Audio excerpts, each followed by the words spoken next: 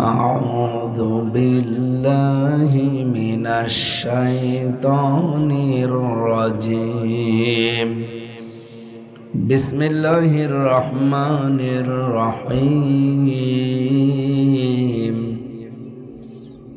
وضرب الله مثلا للذين كفروا امرأة نوح وامرأة لوط كانتا تحت عبدين من عبادنا صالحين فخانتاهما فلم يغنيا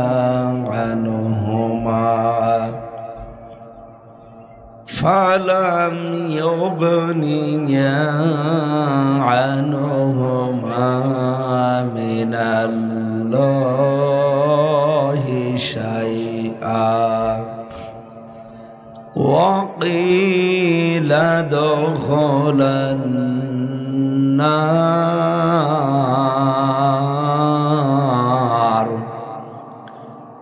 وقيل ادخلا النار مع الداخلين صدقت يا ربنا। কুষ্টিয়া জেলার সদর থানার অন্তর্গত বারখাদা ইসলামী সমাজ কল্যাণ পরিষদের উদ্যোগে 25তম বাৎসরিক ঐতিহাসিক তাফসিরুল কোরআন মাহফিল। এ মাহফিলের সম্মানিত সভাপতি একজন আলেম মাওলানা ইলিয়াস উদ্দিন। এতক্ষণ যিনি আলোচনা রাখলেন তার সবচাইতে বড় গুণ ছোট্ট জীবনে অল্প পুঁজির ভেতরে অনেকগুলো মানুষের কর্মসংস্থান তৈরি করার চেষ্টা চালাচ্ছে ঠিকানা টিভির মাধ্যমে। ঠিকানা কালচারাল টিভি এটা অনলাইন। এই ছোট্ট একটা প্রতিষ্ঠানের মাধ্যমে তার এলাকার যশোরের জিকরগাছার চৌগাছার ওই সমস্ত এলাকার অনেকগুলো শিক্ষিত এবং যে যতটুকু যোগ্যতা অর্জন করেছে তাকে সেই কাজে লাগিয়ে অন্তত বেকার সমস্যার সমাধান করার চেষ্টা চালাচ্ছে। যদিও বিষয়টা অপ্রতুল, তারপরও আলহামদুলিল্লাহ।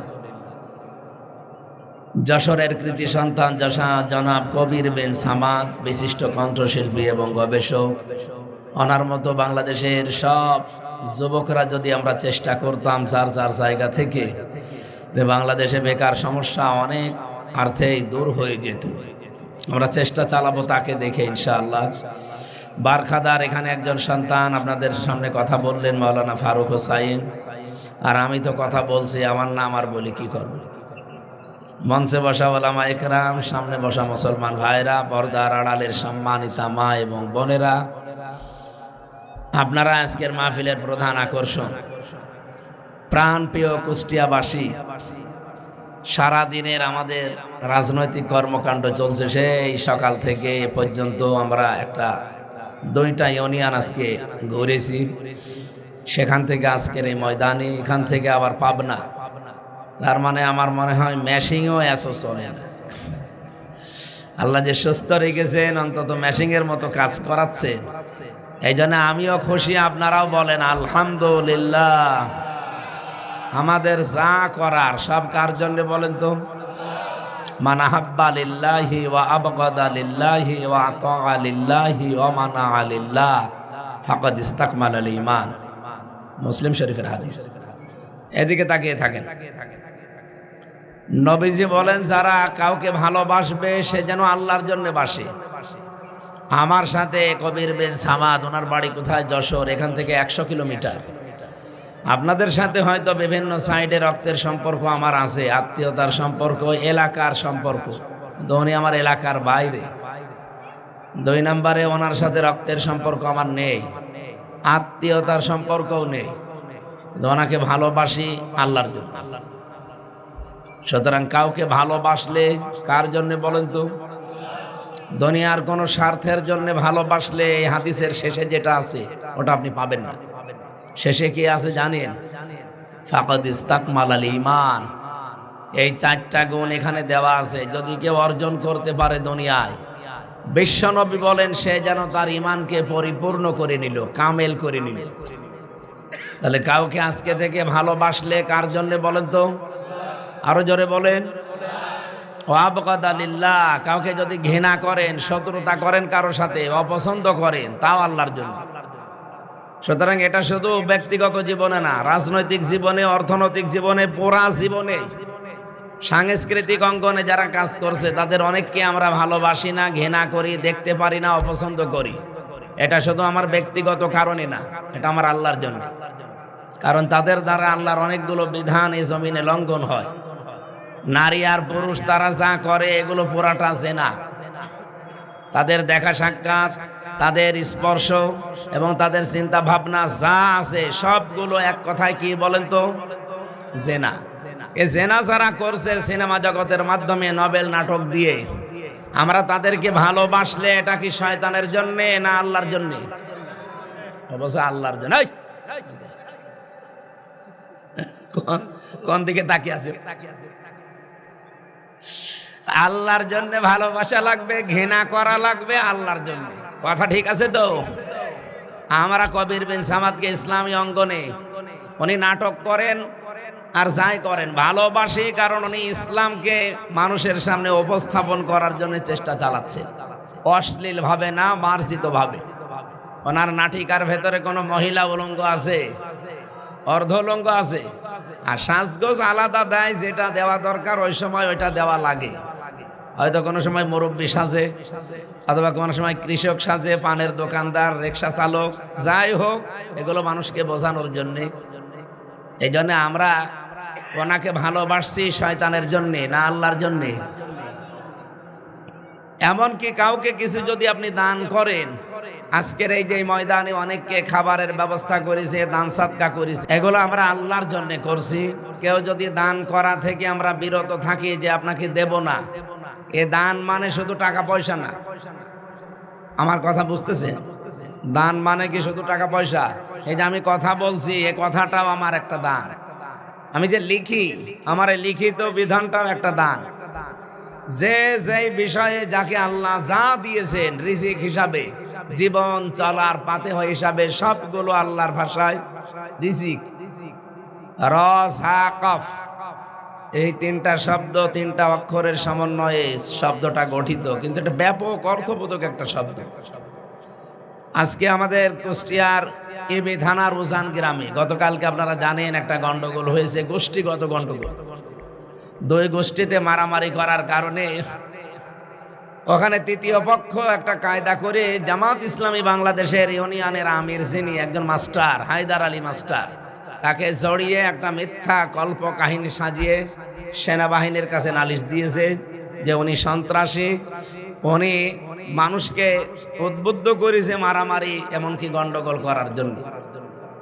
আমার মনে হয় এখানে যদিও বলছি, এটা তামাম পৃথিবী যাচ্ছে মিডিয়ার মাধ্যমে, শুধু বাংলাদেশ না, তামাম দুনিয়ার মানুষকে আমি ওপেন চ্যালেঞ্জ দিচ্ছি, বাংলাদেশ জামাত ইসলামের ভেতরে বিশৃঙ্খলা নেই। মারামারি তো দূরের কথা, এ মানুষগুলো দায়িত্ব নিয়ে কোনোদিন মারামারি করেছে আপনি শুনেছেন বা দেখেছেন? না, দেখি নাই, আমরা শুনিও না। আরো সে যে দায়িত্ব পায়, সে যদি ইউনিটের দায়িত্ব পায়, ওয়ার্ডের দায়িত্ব পায়, ইউনিয়নের দায়িত্ব পায়, থানার দায়িত্ব পায়, উপজেলার দায়িত্ব পায়, জেলার দায়িত্ব পায়, এমনকি বিভাগীয় দায়িত্ব পায়, রাজধানী দায়িত্ব পাইলেও সে কান্নাকাটি করে। আমরা দেখেছি আমিরে জামাত ডক্টর শফিকুর রহমান হাফিজাহুল্লাহ, এ দায়িত্ব 3য়বারের মতো তিনি পেলেন, শিশুর মতো কাঁদছিলেন। দেখেন না আপনারা? অন্য কোন একটা দল দেখান তো, এ বাংলাদেশে তো এখনো 73টা দল আছে, বলেন বুকে সাহস নিয়ে চ্যালেঞ্জ দিতে পারবেন যে কোন দলের লোককে দায়িত্ব দিলে তারা কান্নাকাটি করে? তারা আরো না দিলে মশাল মিছিল করে। কে দায়িত্ব দেখেননি? দায়িত্ব না পেলে মারামারি করি, টায়ার জ্বালায়, মশাল মিছিল করে। এর চাইতে পার্থক্য আবার কি দেখতে চান? এই জন্য আমাদের উচিত হবে আমরা কাউকে যদি ঘৃণা করি আল্লাহর জন্য ঘৃণা করব, কাউকে যদি দান না করি আল্লাহর জন্য করব, কাউকে যদি দান করিও এটা আমার আল্লাহর জন্য। কারণ এই কাজগুলো আমরা খেলা করার জন্য করি না। ফাকাদ ইস্তাকমালাল ঈমান, নবীজি বলেন সে যেন তার ঈমানকে পরিপূর্ণ করে নিল। জোরে বলেন সুবহানাল্লাহ। সুতরাং আজকের এই ময়দানে যারা এসেছি, দল মত জাতি বর্ণ ধর্ম নির্বিশেষে বিভিন্ন দলের লোক ধর্মের লোকও এসেছেন আমরা জানি, কারণ কোরআন শরীফ এটা সবার জন্য। অন্য ধর্মের মা বোনেরাও যদি আসলে এসে থাকেন আপনাদের জন্য আজকের আয়াতে কথা আছে। যেহেতু তাফসীর মাহফিল লিখেছেন আমরা তাফসীর আকারে কথা বলবো ইনশা। সময় তো বেশি পাওয়া যাচ্ছে না, এজন্য সব বাদ দিয়ে ভূমিকা বাদ দিয়ে আমরা সরাসরি কোরআনের তেলাওয়াতকৃত আয়াতে যাচ্ছি। সূরা তাহরিম 10, 11, 12 তিনটা আয়াত আছে, আমরা একটা আয়াত পড়েছি। এখান থেকে যতটুকু পারা যায় আমরা চেষ্টা চালাবো ডেলিভারি দেওয়ার ইনশাআল্লাহ। আমরা যেহেতু খুশি হয়েছি আজকের এই অনুষ্ঠান পেয়ে, নাকি নারাজ? জবান খুলে বলেন আলহামদুলিল্লাহ। কোন অনুষ্ঠান যত ছোট হোক আর বড় হোক, এটা যদি আল্লাহর দরবারে কবুল হতে হয় তার নিয়ম হচ্ছে রসুলের উপরে দরুদ পড়তে হবে। যদিও অনেকে আজ রাসূলুল্লাহকে মানে না। আপনি দেখেন এই যে কাদিয়ানীদের আমরা কাফের বলি, এরা কোরআন শরীফ পড়ে না তা না, পড়ে।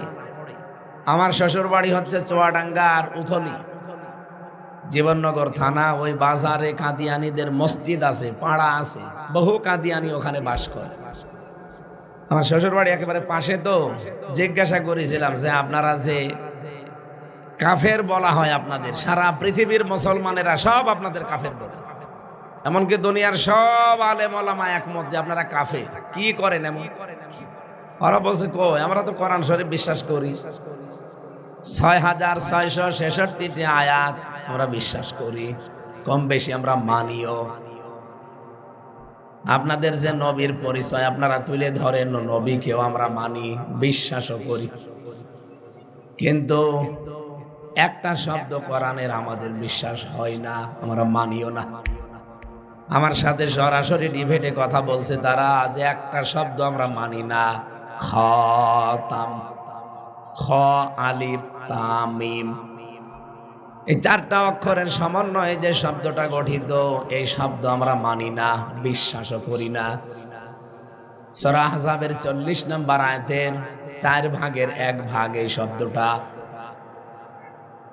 বাংলার মুসলমানেরা, তামাম পৃথিবীতে আলেমদের ভেতরে হয়তো মতভেদ থাকতে পারে বিভিন্ন মাসলা মাসাইল নিয়ে, শরীয়তের বিভিন্ন বিধানাবলী নিয়ে মাসলা মাসাইলে মতভেদ আছে, এখনো চলছে। কিন্তু কাদিয়ানীরা কাফের এ বিষয়ে কারো কোনো মতভেদ নেই, তামাম দুনিয়ার সব আলেম একমত কাদিয়ানীরা কাফের। বললেন না কেন? এটা রেকর্ড হচ্ছে, আপনার আওয়াজ শোনা দরকার। বলেন, আরো জোরে বলেন। এখানে যদি কাদিয়ানীরা কোটি টাকার মালিক হয়ে কেউ এসে আপনার সাথে আত্মীয়তা করতে চায়, বিয়ে দেবেন, এটা যেন ঠিক থাকে। এতগুলো আয়াত কোরআনের 6666টা, মাত্র একটা আয়াত সূরা আহজাবের 40 নাম্বার, তার ভেতরে 4 ভাগের 1 ভাগ করলে যতটুকু হয়, মাত্র একটা শব্দ, 4টা অক্ষর না মানার কারণে যদি আত্মীয়তা করতে আপনি রাজি না হন, তামাম দুনিয়ার সব মুসলমানেরা যদি তাদের কাফের মনে করে, আপনি যাই মনে করেন, সত্য কথা আমি বলবই, বাংলাদেশে বহু নামধারী মুসলমান আছে, তারা কোরআনের 918টা আয়াত মানে না, বিশ্বাসও করে না। প্রশ্ন আসতে পারে, এত আয়াত কই আছে? আপনি কি কোরআন আমার চাইতে বেশি পড়েছেন? এর উপরেই তো আমার জীবন চলছে, সেই ছোটবেলা থেকে লেগে আছি এর সাথে। আমার এই ছোট মাথার ভেতরে আমি পেয়েছি 918 জায়গায় ডাইরেক্ট ইনডাইরেক্ট আছে, আলাহুল খালক ওয়াল আমরু তাবারাকাল্লাহু রাব্বুল আলামিন। এটা সূরা আরাফের 54 নম্বর আয়াতের শেষের দিকে আছে, 8 নম্বর পারা 16 নম্বর পৃষ্ঠা 9 নম্বর লাইনে আছে।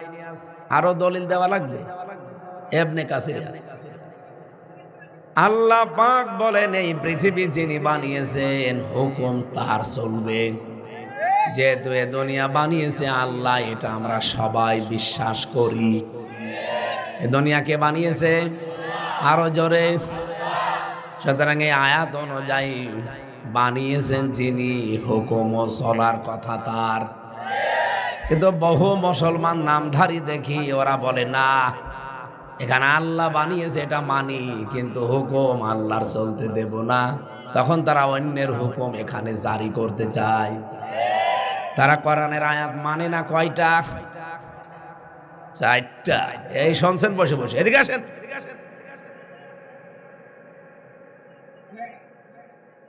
এই ছাত্রের রোল নাম্বার তো মনে হয় 170।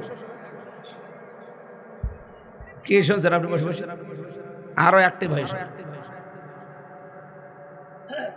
918টা আয়াত আপনারা মানেন না, যারা এই জমিনে আল্লাহর বিধান কায়েম হোক চান না। এখন প্রশ্ন আসতে পারে, চাই যারা, শুধু তাদের দিকে টেনে কথা বলেন, আমরা কি? আপনার দিকে আমি যাব কি করে?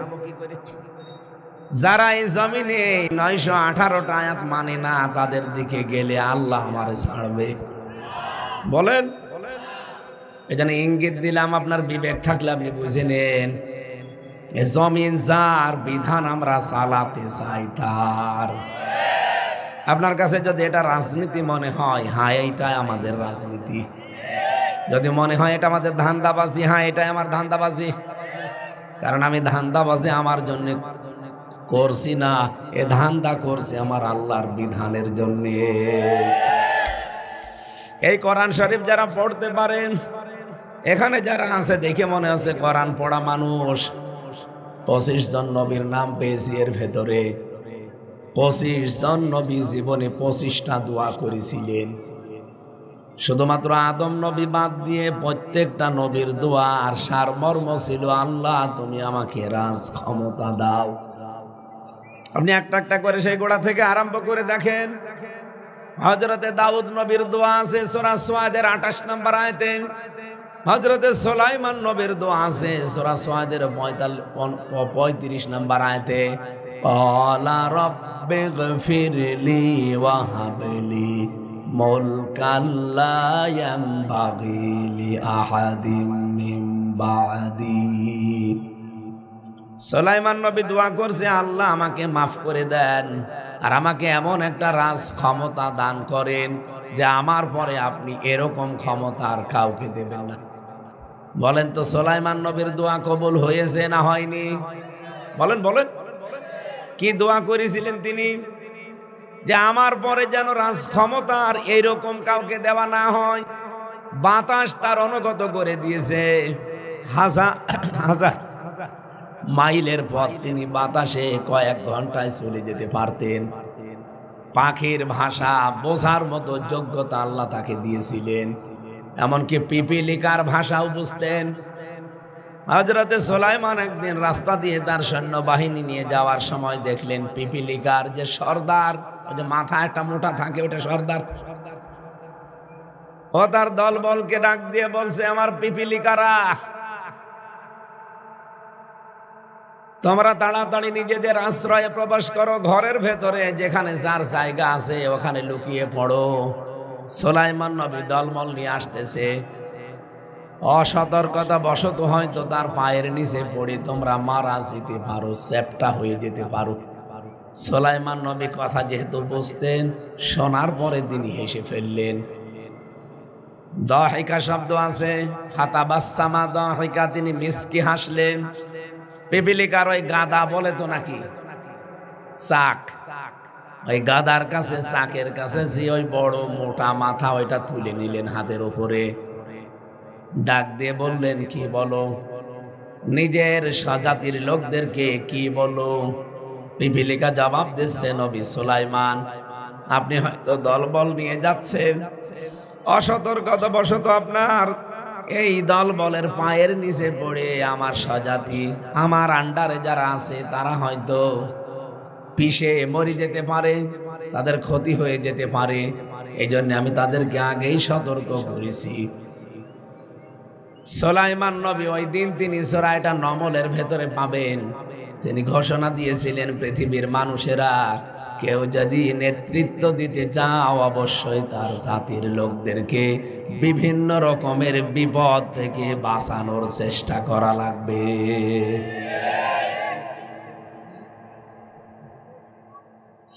আপনি ভাবেন তো, এখানে একটা পিপিলিকা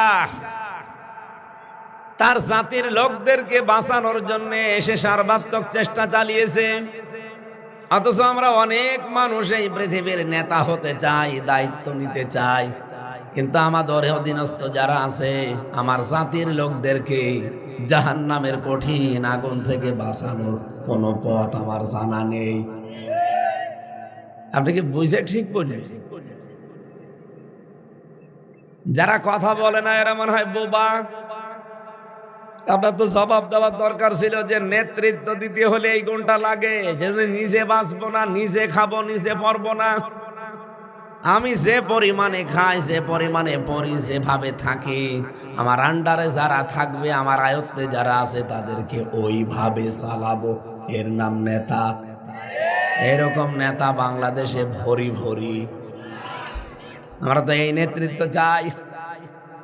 হযরত সুলাইমান এইটা চেয়েছিলেন। পিপিলিকার কথা শোনার পরে তিনি আশ্চর্য হয়ে গেলেন, এতটুকু একটা পিপিলিকা তার জাতিকে বলে না। আর তিনি আল্লাহর কাছে ওই দিন 4টা দোয়া করেছিলেন। 4টা দোয়াই কোরআনে আছে। তিনি বললেন, আল্লাহ তুমি আমাকে এমন ক্ষমতা দিয়েছো যে আমার পরে কিয়ামত পর্যন্ত এরকম ক্ষমতার কাউকে তুমি দেবে না। তুমি তো আমার দোয়া কবুল করে নিয়েছো। সুলাইমান নবী রাজ ক্ষমতা চেয়েছিলেন দুনিয়া ভোগ করার জন্যে। বলেন না কেন? বেশি টাকা পয়সার মালিক হব এই জন্যে, বেশি বেশি বিয়ে করব এই জন্যে। কেন? অনেক ক্ষমতা চেয়েছিলেন কারণ আল্লাহর এমন বিধান আছে যেটা মাত্র ওয়াজ নসিহতে পালন করা যায় না, ওটার জন্য রাষ্ট্র লাগে, আইন লাগে।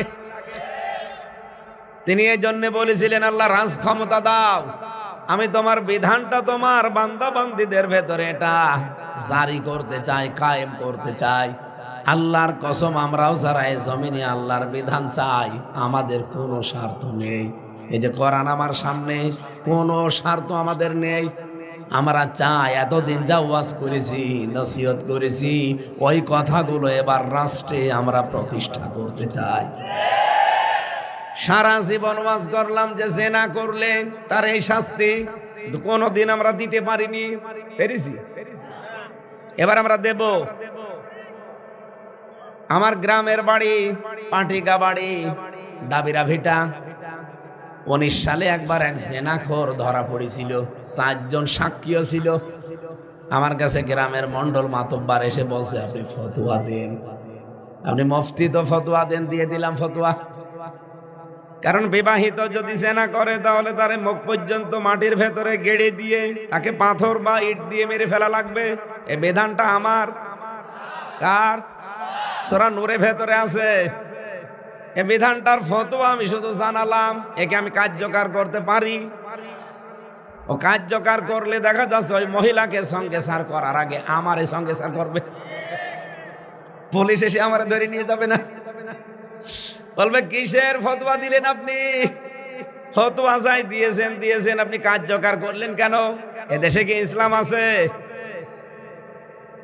ওই দিন যদি আমার কথা মতো গ্রামের লোকজন সত্যিই কার্যকর করে ফেলতো ওই 2 জনের উপরে, আমার মনে হয় আমি তো 3 বছর জেলে ছিলাম, 30 বছর জেলে থাকা লাগতো, তারপর আমার ফাঁসি হইতো।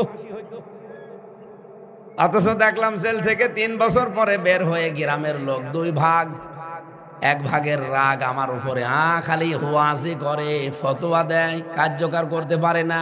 ওর ওয়াজ শোনা জায়েজ নেই। এই জন্যই তো এবার মাথায় গামছা বেঁধে লেগেছি যে ওয়াজ করা না, এবার আমি ফতোয়া কার্যকর করব। এবার কুষ্টিয়ায় আপনি জেনা করে দেখেন, এবার ভালো মহলের বালি চুরি করে দেখেন, খালি যেয়েনি। এই জন্যে তো যারা অবৈধ বালি তোলে ওরা চাচ্ছে না। কথা বলেন না কেন? আর ওরা জীবনে চাবেও না। এই, আল্লাহর আইন চাই, কি বলেন? আল্লাহর আইন চাই, আল্লাহর আইন চাই, আল্লাহর আলো, সংসদের আলো, তোমার নেতা আমার নেতা, নারায়ে তাকবীর। আমি একটু চিন্তা ভাবনা করে দেখলাম, আমার এই কুষ্টিয়া ইবি থানা, সদর থানার ভেতরে মেয়েদেরকে কিছু বলা লাগে না, কারণ ওরা ভোটের আগে চাও খায় না, বিড়িও খায় না। যত সমস্যা আপনাদের নিয়ে। আশা করছি এবার চা বিড়ি যাই খান, টাকা পয়সাও যদি খান খাবেন, কিন্তু ভোট দেবেন আপনারা দাঁড়িপাল্লায়। কে দাঁড়িপাল্লায় ভোট দিলে বালু 2 নাম্বার হওয়ার কোনো সম্ভাবনা আছে? জেনা করার সম্ভাবনা আছে, চুরি করার, ডাকাতি করার, রাস্তার গাছ কাটার না। আমি কথা দিচ্ছি, যদি সত্যি এবার ইসলাম আসে, আর আসবে আমার বিশ্বাস, কারণ কোরআনের কথা আমি 100% বিশ্বাস করি। আপনার মন খারাপ হলেও হতে পারে, কিন্তু কোরআন জানিয়েছে এক জালেমের পরে আর এক জালেমকে আল্লাহ জমিনের শাসন ক্ষমতা দেয় না, দেয় সেখানে ন্যায় এবং ইনসাফ। এটা সূরা কসসের ভেতরে আছে। এক জালেম বিদায় নেওয়ার পরে আর এক জালেমকে আল্লাহ ক্ষমতায় বসায় না, যদি বসায় তাহলে ন্যায় এবং ইনসাফকে বসায়। আর দেশে সবাই এখন জানে ন্যায় এবং ইনসাফ কায়েম করতে পারে আল্লাহর বিধান। আমরা যারা আছি আল্লাহর বিধানের পক্ষে কিনা বলেন তো? কোনদিন বলেছি যে আমার বাবার আইন আমরা তৈরি করতে চাই? বলেন বলেন। এজন্য আমাদের কোনো চিন্তাও নেই, ভয়ও নেই, টেনশনও নেই। কায়েম হলে আলহামদুলিল্লাহ, না হলেও আমাদের সমস্যা নেই। যে আল্লাহর বিধান কায়েমের জন্য চেষ্টা চালাচ্ছি, উনি নির্ধারিত সময় আমাদের বেতন দিয়ে দেবেন। আমাদের বেতনের নাম জান্নাত। এক কথা বলেন না কেন? এই জন্যই দেখবেন অন্যান্য দলের মোটরসাইকেলের র্যালি করতে গেলে কত টাকা পয়সা দিয়ে মোটরসাইকেল আনা লাগে, তেল দেওয়া লাগে, খাবার দেয়। আর যারা এদেশে আল্লাহর আইন কায়েম করতে চায়, তারা ডাক দিলে 5টা দিলে 20টা চলে আসে। তাও তো তেল নেই, খাওয়া নেই, নিজের টাকা খরচ করে, নিজের সময়গুলো খরচ করে মানুষ যায়। এমনি না, এদের নেশায় হচ্ছে আল্লাহর বিধান আমরা চাই। আপনারা তার সাক্ষী না? 3500-এর ডাক দিয়েছিলাম মোটরসাইকেল, 7000 হয়ে গেছে। আর অনেকে ডাক দিয়েছে মাত্র 1500, হয়েছে 500। হবে কি করি? কারণ তারা তো আল্লাহর আইন চায় না। তারা যদি চাইতো সত্যি আমরা সরে দাঁড়াতাম। কেউ যদি এই মুহূর্তে এখনো এসে গ্যারান্টি দিতে পারে যে আমরাও ক্ষমতায় গেলে কোরআন দিয়ে রাষ্ট্র চালাবো, আজকে আমি সরে দাঁড়াবো। আপনি তো দেন না, আরো বলে যে আমরা কোরআনের আইন বিশ্বাসই করি না। আমরা কোন ভরসা আপনাকে দেব? যদি সত্যি গ্যারান্টি দিতে পারেন যে যেই কয় টাকার মালিক আমি আছি, 5 বছরে আমার 1টা টাকা বাড়বে না, আমি আজকে আপনার পেছনে থাকবো। বলেন না কেন? আপনার সমস্যা কি? বলেন না, এ কারণে আপনি পারবেন না। কি কথা বলেন না কেন? আপনি তো বলেন না এই কারণে যে আপনি পারবেন না। এদেশের কোন দলই পারার কথা না। পারবে যারা, তারা ওপেন চ্যালেঞ্জ দিয়ে দিয়েছে। এর চাইতে আর কি বলা লাগবে আপনাদের? এর চাইতেও যদি আরো কিছু ওপেন চ্যালেঞ্জ নিতে চান, আমার মনে হয় ফেরেশতা জিবরাইল ছাড়া সম্ভব না। বিবেকের পরও কাজে না লাগলে আমার আর কিছু করার নেই। আল্লাহ রাব্বুল আলামিন কোরআনের যে সঠিক কথাগুলো অনুধাবন করার তৌফিক আমাদের দান করে। তাহারিম শব্দের শাব্দিক অর্থ হচ্ছে হারামকৃত। কি বললাম? আল্লাহর যত হারামকৃত বস্তু দুনিয়ায় আছে, এগুলোর আলোচনা এই সূরার ভেতরে কিছু কিছু আছে।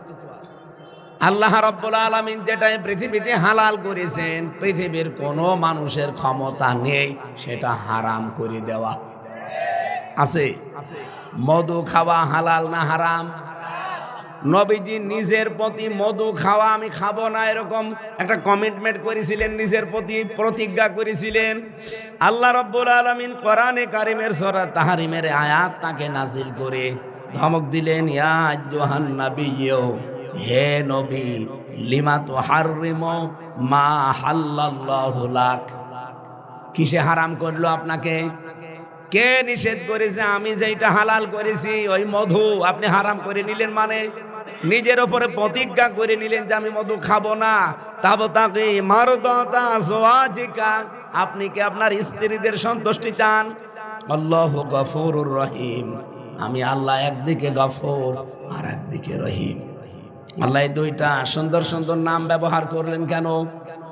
যেহেতু নবীজি তার স্ত্রীদের কথা শুনতে গিয়ে মধুকে নিজের ওপরে কন্ট্রোল করে নিয়েছিলেন যে আমি মধু খাবো না, অথচ মধু খাওয়ার নির্দেশ আল্লাহ কোরআনে দিয়েছেন।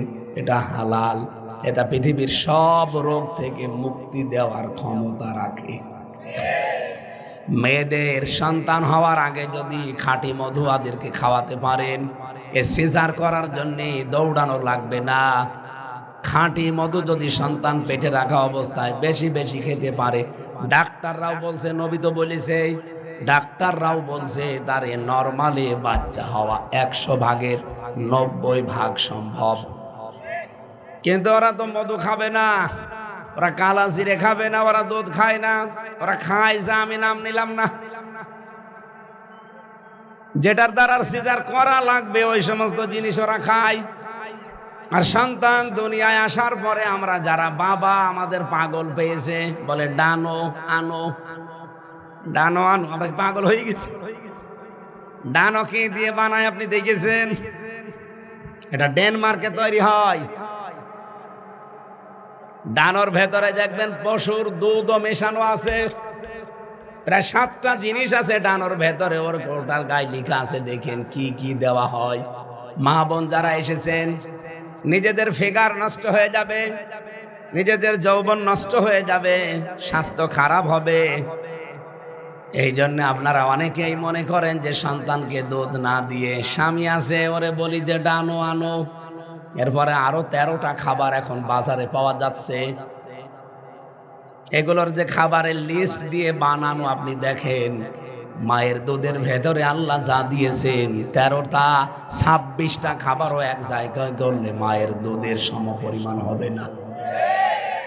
মায়ের স্তনে আল্লাহ যে দুধ দিয়েছেন এটা শুধু দুধ না, এর ভেতরে প্রায় 4টা জিনিস পাওয়া যায়। বিজ্ঞান এখন পরীক্ষা করছে। নবীজি 1500 বছর আগে জানিয়েছেন, কোন সন্তান যদি জন্মের পরে পৃথিবীর কিছু না খেয়ে একাধারে শুধু দুধ খায় অন্তত 2 বছর, তাহলে তার মায়েরও অনেক রোগ শোক থেকে হেফাজত থাকবে, আর সন্তানটাও রোগ শোক থেকে আল্লাহ তারে বাঁচাবে। সে হুষ্টপুষ্ট হবে, স্বাস্থ্যবান হবে। আমি মনে হয় মায়ের দুধ কম পেয়েছিলাম, এজন্য আমার শরীর হ্যাংলা, চলে না। এটা মনে হয় একটু বেশি পেয়েছি, গাড্ডা গুড্ডা আছে। মেয়েরা যারা এসেছেন, এটা যারা করেন না, আপনাদের আহ্বান জানাচ্ছি। কোন জিনিস এক জায়গায় জমা করে রাখলে কিন্তু ওই জিনিস নষ্ট হয়ে যায়। দুধ আল্লাহ আপনার স্তনে দিয়েছে সন্তানের খাবার হিসাবে, আপনি দিতে চান না, জমা করে রাখেন। এখন আধুনিক বিজ্ঞান বলছে এটার দ্বারা ক্যান্সার হওয়ার সম্ভাবনা বেশি। আমার মনে হয় ভয়তে হলেও অন্তত তারা খাওয়াবে। এখন আমাদের ডানো আনো বন্ধ হবে। তাহলে আল্লাহর হারামকৃত বস্তুকে হালাল করা যাবে না, হালাল বস্তুকে আপনি হারাম করতে পারবেন না।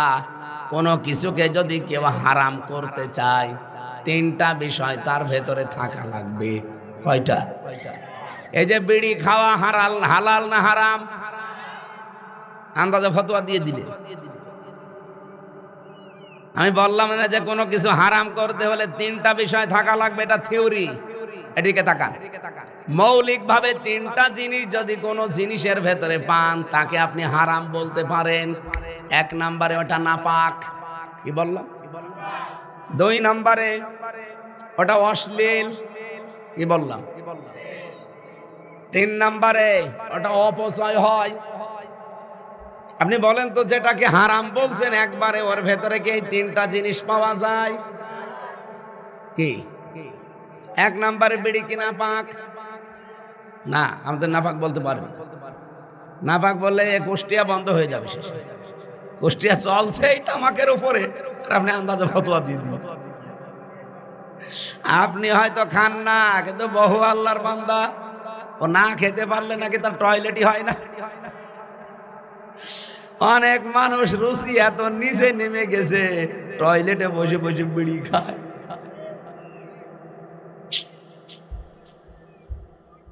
এই জিনিসটা প্রথমে আমরা দেখলাম যে না, এটা একটা গাছের পাতা, নাপাক না। 2 নম্বরে এটা অশ্লীল। এর ভেতরে অশ্লীল কি আছে বলেন? 3 নম্বর একটা জিনিস পাওয়া যায়, এটা অপচয় হয়। এটা পাওয়া যাচ্ছে ক্ষতিকারক, অপচয়। অপচয় হয় না? একটা জরিপ পেয়েছিলাম কয়েকদিন আগে, 2200 কোটি টাকা শুধু বাংলাদেশে, 2200 কোটি টাকা এই বিড়ির ধোঁয়া দিয়ে মানুষ উড়িয়ে দিচ্ছে এই বাংলাদেশে। এমনি গরিবদের দেশ চলে না, 2200 কোটি টাকা শুধু উড়িয়ে যাচ্ছে। বিড়ির বিরুদ্ধে আবার বেশি কিছু বললে ওই যে আমাদের আকিস গ্রুপের মানে আবার বলে, হুজুর আপনিও ফতোয়া দিলে। ফতোয়া তো দেওয়া লাগবে, যেটা হারাম ওটা হারাম বলা লাগবে, হালাল যেটা ওটা হালাল বলা লাগবে। এটা মাকরুহ, হারাম সরাসরি আপনি বলবেন না, কারণ কোনো হারাম জিনিস হওয়ার জন্য এই 3টা মৌলিক জিনিস থাকা লাগবে তার ভেতরে। মদ হারাম কেন, শুকুরের গোশত হারাম কেন, এর ভেতরে কারণ আছে। সূরা মায়েদার 90 নম্বর আয়াতের ভেতরে এই ব্যাখ্যাগুলো আছে। আমরা যেহেতু মেয়েদের আলোচনা করব বলে বসেছি, শুধু সূরার নামকরণটা বললাম। আরো যদি কোনো জায়গায় আশপাশে আমার থাকে, আমরা তাফসীর আকারে ছেলেদের জন্য ওগুলো বলবো, আর মেয়েরা তো ওগুলো খায় না, এই জন্য ওগুলো বলার দরকার নেই। তাহলে তাহরিম সূরা মানে আল্লাহর হারামকৃত বস্তু সমূহ। এরকম 500টা জিনিসের নাম আছে কোরআনে, আল্লাহ যেগুলো হারাম করে দিয়েছেন। কয়টা? আরো জোরে বলেন। তার ভেতরে একটা আজকে আছে একটা। রব্বুল আলামিন উদাহরণ দিয়েছেন এখানে। প্রথমে 2 জন কাফের মহিলার এই যে হারাম যেগুলো দুনিয়ায় মানুষের জন্য, তার ভেতরে একটা হারাম। একজন মহিলার জন্য হারাম হচ্ছে তার স্বামীর অবাধ্যতা করা। আপনারা তো ঠিক বলবেন, এটা যদি ওদের পরে বলতাম ওরা বলতো ঠিক।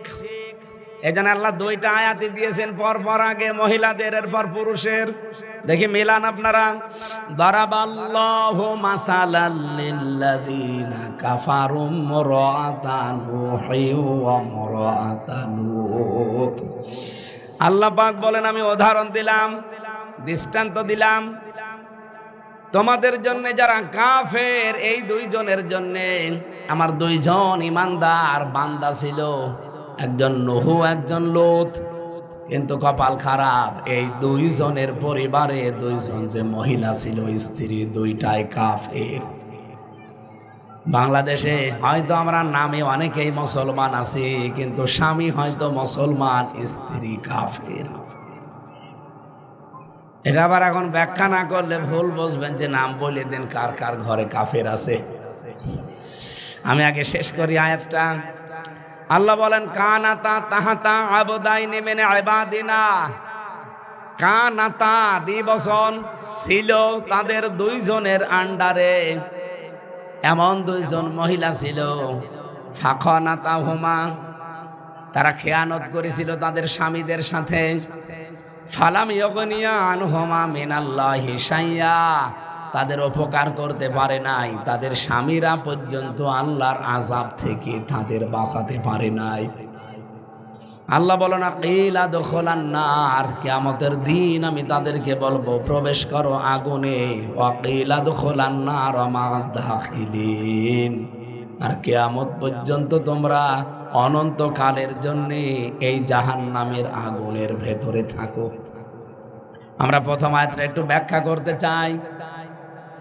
হযরতে নূহ আলাইহিস সালামের যে স্ত্রী, হযরতে লূত আলাইহিস সালামের যে স্ত্রী, 2 জন নবী ছিল, তারা আল্লাহর নেককার বান্দা। কিন্তু 2 জন বান্দি যারা তাদের আন্ডারে ছিল, 2টাই অবাধ্য কাফের। লূত নবীর স্ত্রী, এটা আরো মারাত্মক। লূত নবীর জামানায় আমরা জানি, তার ইতিহাসগুলো পড়ে কোরআনে আল্লাহ দিয়েছেন, তারা পুরুষে পুরুষে জিনা করত। বলেন নাউজুবিল্লাহ। হযরতে লূত এটা সাপোর্ট দেয়নি, পছন্দ করেনি, কিন্তু তার স্ত্রী তলে তলে এই জেনা করতো যারা, তাদেরকে সাপোর্ট দিত। আর নবীর কাছে রাতের বেলা দিনের বেলা গোপনে যে ওহীগুলো নাজিল হতো, স্ত্রী হিসাবে, সন্তান হিসাবে, মেয়ে হিসাবে বাড়িতে যারা থাকে শুনতো, আর ওগুলো কাফেরদের কাছে আগেই ডেলিভারি দিয়ে দিত। হযরত লূত আলাইহিস সালাম কি করবে আগামীকাল, কর্মসূচি কি আছে, ওটা যেহেতু আল্লাহ আগে নাজিল করে দিয়েছে যে এইভাবে কাজ করবা, ওনার স্ত্রী এই লূত নবীর আগে থেকে জনগণকে জানিয়ে দিত যে কালকে কিন্তু এই কাজে নামবে লূত, সাবধান থাকবা। এই জন্য উনি কাজ করে সফল হতে পারতেন না। আল্লাহ পাক বলেন সব চাইতে আমি আল্লাহর উপরে রেগেছিলাম, কারণ কি, দুইজন ফেরেশতা পাঠিয়ে দিলাম আসরের সময়।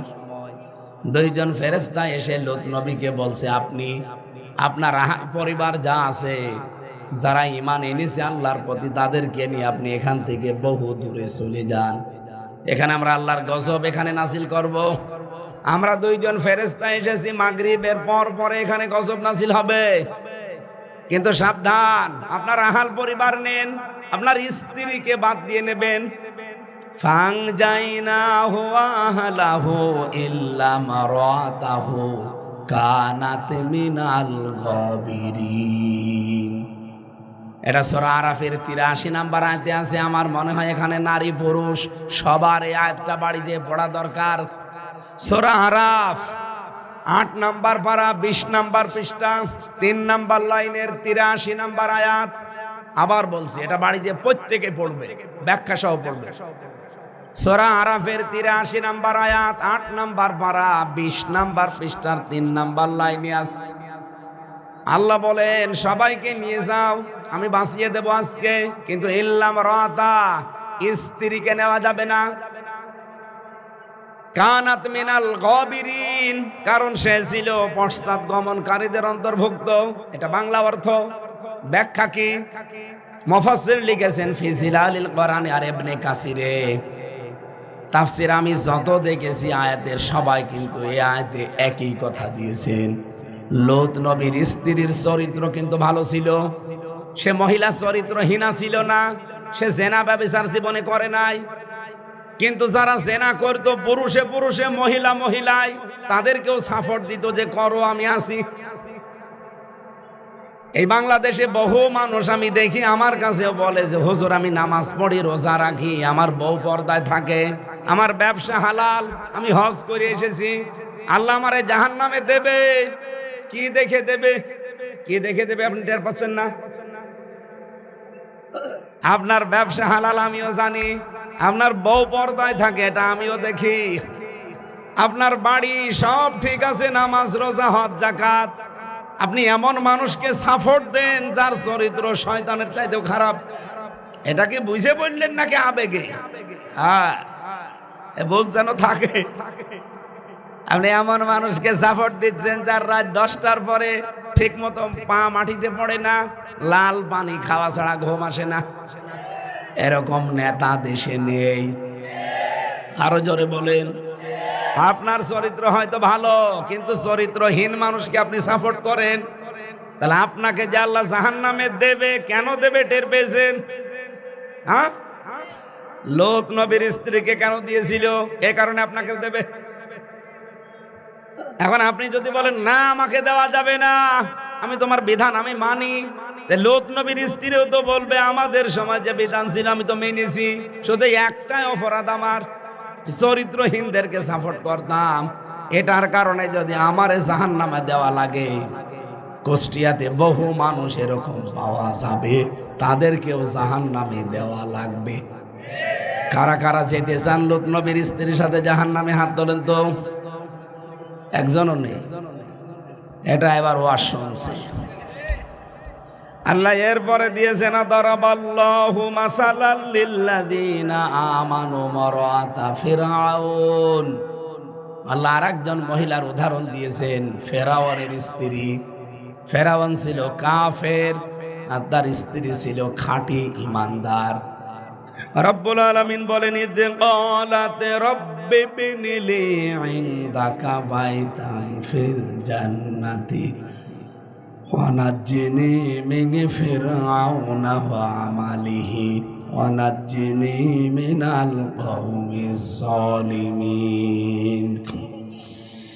হযরতে আসিয়া, তার স্ত্রীর নাম আসিয়া, যদিও নামটা আল্লাহ কোরআনে দেয়নি, ইমরাআতা ফিরআউন দিয়েছেন। এখানে একটা শিক্ষা আমি পেয়েছি, এর আগে কিন্তু আল্লাহ পাক যদিও ওই দুইজন কাফের মহিলার নামও দেয়নি, তাহলে স্বামীদের নামটা দিয়েছেন। কিন্তু এই 3 নাম্বার আয়াতে যেটা আছে, এই মহিলার নাম আল্লাহ সরাসরি দিয়েছেন, স্বামীর নাম দেয়নি। এরপরের আয়াত আসতেছে, এখান থেকে মুফাসসিরিন ইকরাম বলতে চেয়েছেন, পৃথিবীতে যাদের স্বামী নেই ওই মহিলার মতো অসহায় মানুষ দুনিয়ায় নেই। এজন্য যত মহিলার স্বামী আছে তাদের নাম আল্লাহ কোরআনে দেয়নি। স্বামী যদিও খারাপ, ফেরাউনের মতো স্বামী পৃথিবীতে কারো হবে? হাতের ভেতরে স্ত্রীর পেরেক লাগিয়েছে। অনেকে প্রশ্ন করতে পারে, হ্যাঁ আমারও পেরেক দেয় না, কিন্তু সিগারেটের সেকা দেয়। সিগারেটের সেকার পেরেক এক হইল? অত পেরেক লাগিয়ে হাতে পায়ে, এমনকি মাথার উপরে গরম তেল দিয়েছে, লজ্জাস্থানে বর্ষা দিয়েছে। এত বড় জুলুম চলছিল যখন, ঠিক তখন আল্লাহ জান্নাতটা পাঠিয়ে দিলেন জিবরাইলকে দিয়ে। উনি জান্নাত দেখার পরে বললেন, আল্লাহ এই জান্নাত আমার লাগবে না, তুমি যেখানে থাকো তোমার সামনে আমার জন্য একটা ঘর বানাও, যে ঘরে বসে বসে তোমার সব সময় দেখা যায়। এখান থেকে মাসলা কি পেলেন? যেই মহিলার স্বামী আছে দুনিয়ায়, ভালো হোক আর খারাপ হোক, সেই মহিলার নাম আল্লাহ কোরআনে দেয়নি। এজন্য স্বামী ছাড়া মহিলারা অপূর্ণাঙ্গ, অসহায়। এই যে একজন আলেমের কিছুদিন আগে, আলেম না একজন বক্তার, আবু তহা আদনান, তার স্ত্রীর সাথে 1 তালাক হয়ে গিয়েছিল। পরবর্তীতে 1 মাস কয়দিন পরে যেন গত 3 দিন আগে আবার বিয়ে করেছে।